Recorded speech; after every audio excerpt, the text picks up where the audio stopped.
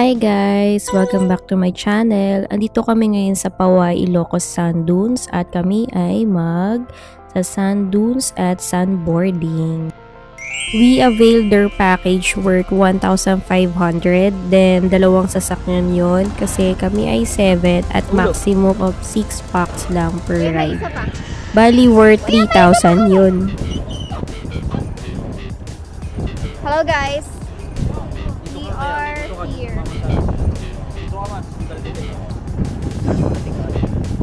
Ready guys? Baka gusto niyo magpabili ko. Magkano naman? 200 lang. Oo. Kasama na daw ata eh, no? Dito rin yung kayo magpapaslide, di ba? Kasama na ba, kuya? Yung ano po? Yung sunboarding? Opo, kasama. Only yun eh. Ay, baka yun yung matagal, no? Hi guys! Dito kami sa taas ng sasakyan. Andito kami sa Dubai! Say hi sa Dubai! Come on guys, look, Dubai. Hindi ka malawak. Hi! Oo.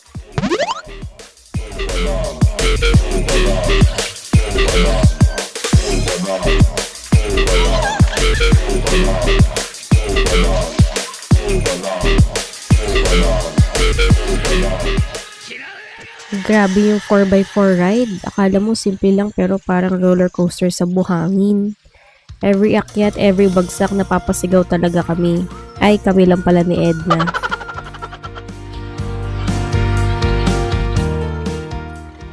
Tip lang guys, kapit mabuti, secure nyo yung camera nyo, and enjoy lang, wag matakot. At bukod doon, may nag-offer ng videographer. Avail nyo na 200 pesos lang. Sulit na rin yun.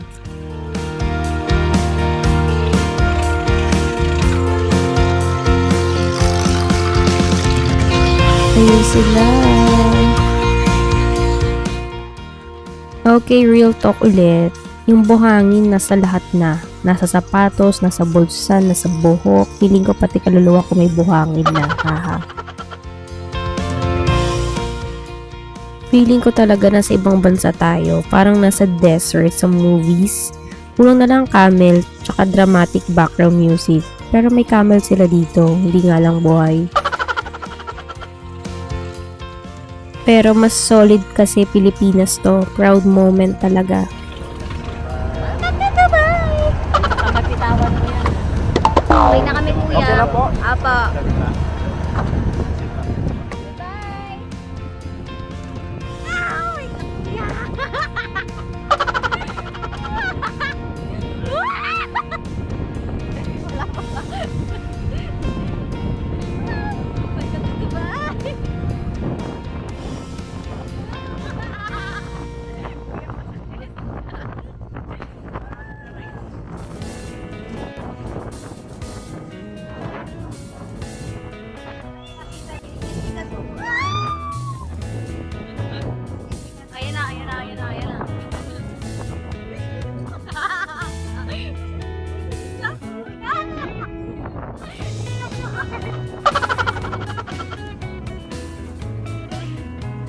Ayun yung ano, is that camel?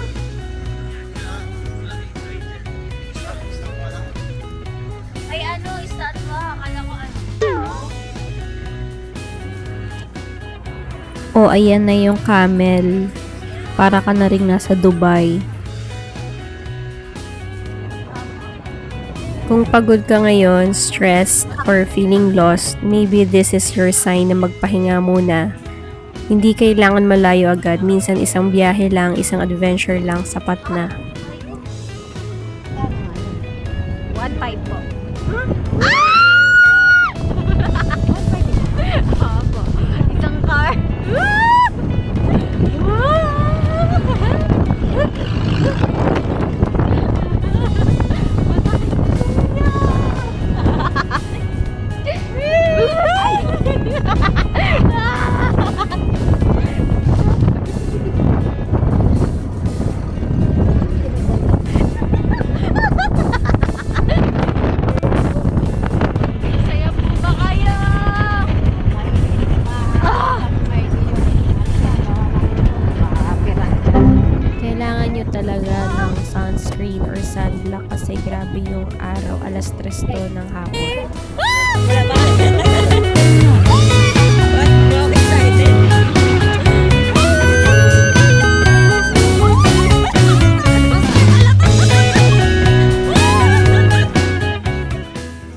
Ayan si kuya, oh, parang wala lang, nonchalant, kagaya ng mga kasama namin ni Edna. Walang gentle dito, guys. Kung may hawak kayong camera, hawakan nyo rin ang sarili nyo. Sige na. Wala pa. Yay! Ayun sila. Kaya pa kuya? Kami naman. Kami naman kuya. I heart Ilocos Sun. Ang bilis niya, guys. Akala mo smooth ride, tapos biglang boom, lubog ulit sa buhangin. Sa bawat akit at bagsak, ramdam mo yung lakas ng makina. Hindi lang siya ride, experience siya. By the way, guys, dalawa yung sand dun sa Ilocos. So, paway yung nakuha namin na nakita ko sa page. So, dito sa nakuha namin sa Paway, maganda siya kasi hindi lang siya sand dunes. May mga areas na pwede kayo mag-picture na parang nasa Egypt or nasa Middle East kayo. Sayang lang yung kanila Edna, hindi sila na-videohan. Nagkaroon lang na misunderstanding pero buti na lang nag-take video sila Mark.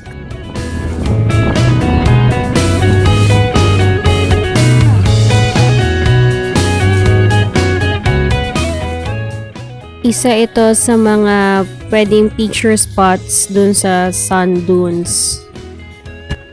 Ayan, bukod sa hawak ng videographer isa kong phone, may hawak din akong camera pero kita nyo naman, kumakapit pa rin ako maigi kaya hindi masyadong buo yung shots. Kaya recommended talaga na mag-avail kayo ng 200 pesos kapag nag-alok sila sa inyo prior mag 4x4.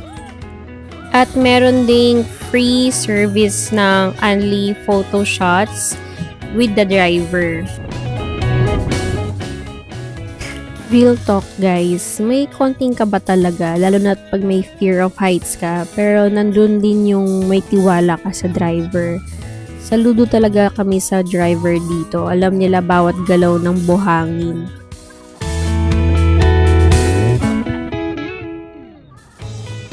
Ayun nga, guys, yung mga driver dito, magagaling sila. Parang kabisado na nila lahat ng mga sand dunes, kung alam nila nasaan yung mga akyatan, kung saan bababa, tsaka saan titigil, at saan magsispeed up para maramdaman mo yung intense ng pagbagsak.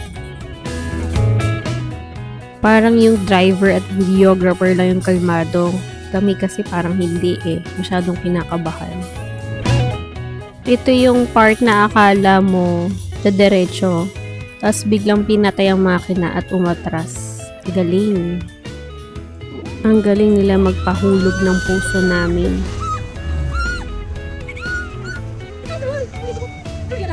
Minsan, kailangan mo rin pala ng ganitong experience. Yung mawawala ka sa comfort zone mo pero safe ka pa rin.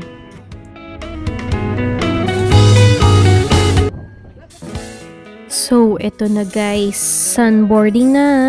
Honestly, medyo nakakaba kasi first time namin to. And then, hindi kami sure kung matutuwa ba ako or mapapadulas na lang kami pababa. Pero sabi nung guide, madali lang daw, kaya naman daw. Kasi sa personally talaga, ang taas niya nakakatakot. Pero iniisip na lang namin, buhangin naman yung babagsakan namin kung sakali. So, ayan, for the experience.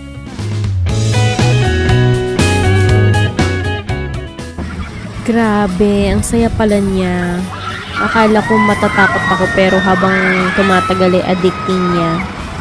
So, pagbaba mo, gusto mo ulit.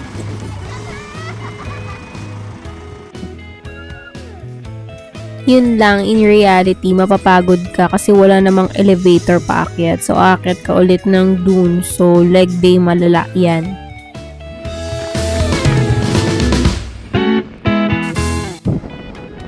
Honestly guys, sobrang thankful kami na naka-experience kami ng ganito.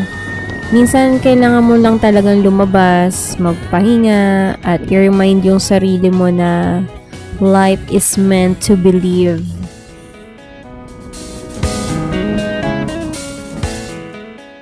So, mag-travel ka. Hindi kailangan sobrang mahal. Hindi kailangan perfect. Basta, dun lang tayo sa totoong magiging masaya.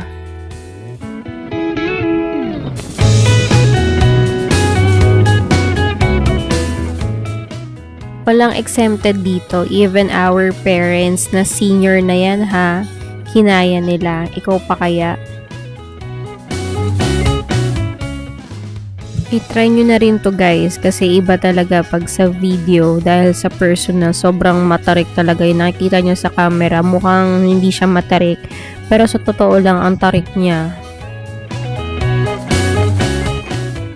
Nung bumagsak na, nung nag-slide na, hindi ko ina-expect na gano'n siya kabilis. Akala ko mabagal lang, hindi pala. Lalo na daw kapag magaan ka, so maswerte ka pala pag mabigat ka.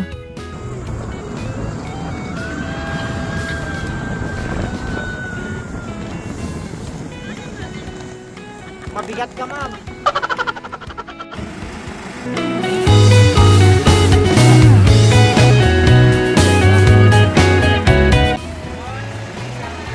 Sige pa, ma'am.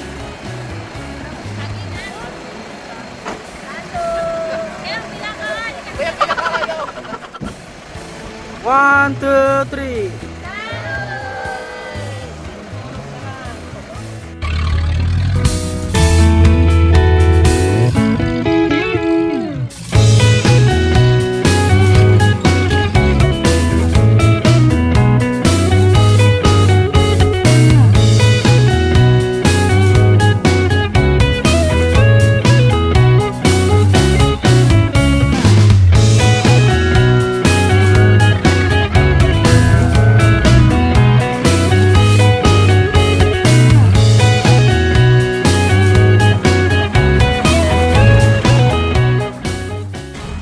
Ayun lang guys, quick tips lang. Pag pupunta kayo dito, make sure lang again magdala ng sunscreen kasi kita nyo naman ang init, 'di ba? Babad na babad kami sa araw. And then wear comfortable clothes. Kung kaya, wag mag-white. Kita nyo naman yung buhangin. And then protect your camera kasi syempre buhangin yan, baka pasukan. Baka hindi yan dust proof. And then, always makinig sa guide. Though, wala naman sila masyadong mga precautions, pero nandyan naman sila to guide you, no? And last, yung pinakamahalaga, dapat i-enjoy mo. Huwag kang mahiya.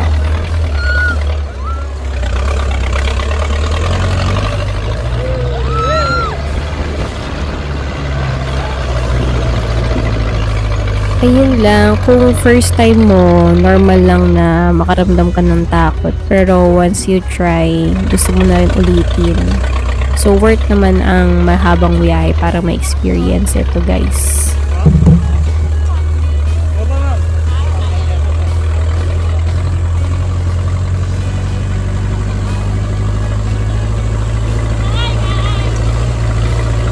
Solid. As in, solid na solid to guys. Kung maghanap kayo ng adventure, Paway Sand Dunes, ito ang tamang lugar. Pero promise, hindi kayo magsisisi. Worth naman yung babayaran mo dito. Okay po, kaway-kaway po.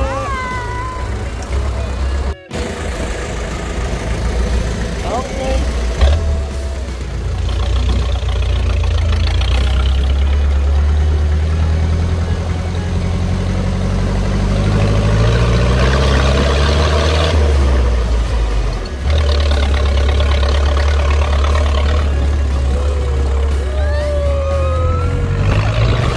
Ayun guys, nag-enjoy naman kami. Sobrang saya. So, from 4x4 rides, nag-sunboarding, then 4x4 ulit. Lahat yun ay sulit na sulit namin. Kung may chance kayo, dagdagan nyo to sa bucket list nyo.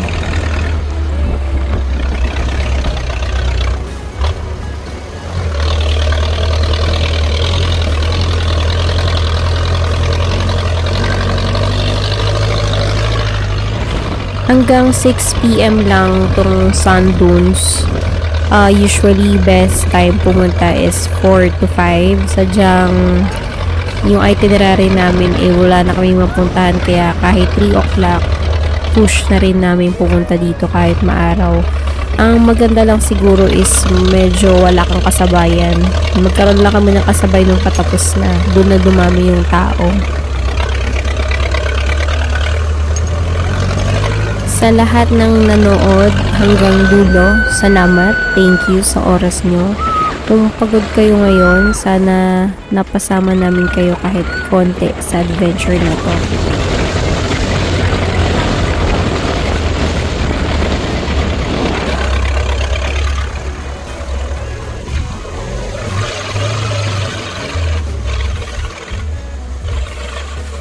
Ayan guys, so hanggang dito na lang muna ang ating adventure from Poway Sand Dunes. Kaya panoorin nyo naman ang next naming destination. Ang pinaka-favorite ng lahat, ang kumain.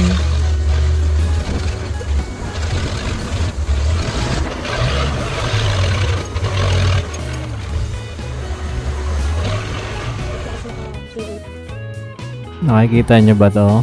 Ito yung kinainan namin ng second day. Sarap naman siya.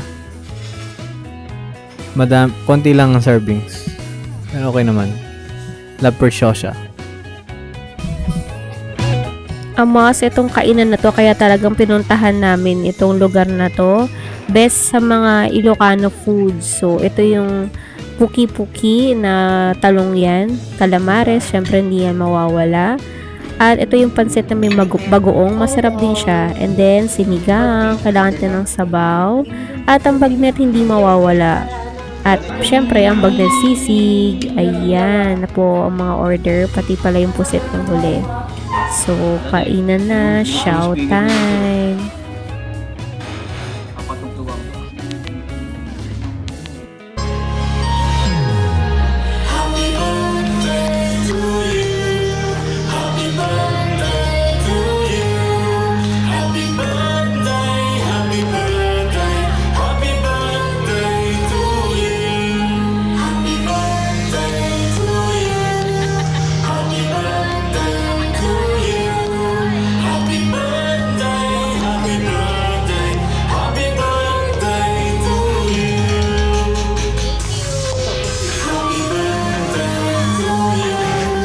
Ayan, extension ng aking celebration sa aking kaarawan dahil hindi kami nakabili ng cake ng mismong birthday ko. Anyway, so salamat sa aking family and lalo na kay Lord for this opportunity.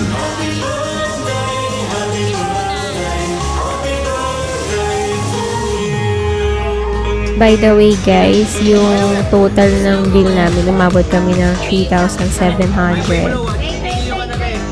Salamat din pala sa crew na mababait. Ayan, to end our day, andito kami ngayon sa Sabel Travelers Inn. So, we book it via Agoda. At ang masasabi ko naman is affordable. But, syempre, with the price, you get what you paid for. Yung parking nasa labas. So, ito yung reception nila. Very simple lang. And then, medyo, yun lang, lakarin lang talaga siya kasi third floor pa siya.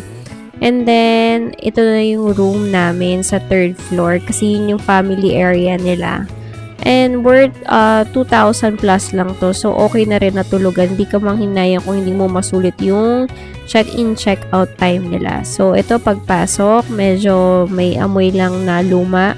Pero okay na rin pagtsagaan. So, di ko na sila pinaalis para mag-room tour. Pagpasok ko pa lang, ayan na, double deck. And then, dalawang na kama for 2 packs yan each. Itong room na to ay sakto lang for 7 packs. Wala nga lang din silang, again, na heater. Yung sira. Pero malamig naman yung aircon. Then, konti lang yung outlet. Again, good lang for tulugan. So, ayun lang guys. Thanks for watching. Abangan nyo ulit ang bago kong vlog for the day 3.